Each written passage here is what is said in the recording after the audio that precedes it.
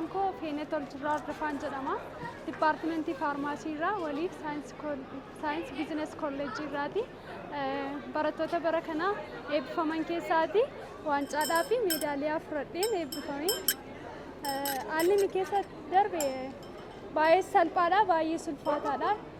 Lamaan isaayyuu 50 ni jira. Barnoota keessatti cimanii yoo hojjetan, yoo dubbisan, yeroo ofiitti yoo fayyadaman milkaa'uun ni danda'ama. Garuu yeroo ofii gubanii daandii isaaniirra yoo deeman immoo milkaa'uun hin argamu jechuudha. Kwaalitiin barumsaa baay'ee bareedaadha. Keessattuu manni barumsaa keenya yeroo bal'aa nuuf kenne akka nuti dubbisnu, akka nuti barannu, piraaktisii garaagaraa akka nuti goonu nu taasisanii baay'ee nu deeggaraa turan manni barumsaa keenya jechuudha. Carraa kana fayyadamee mana barumsaa waliitti barnoota akka baratan barattoonni ganaa 12-11 irra jirtanii mana barumsaa waliitti barnoota akka baratanii siin jedha.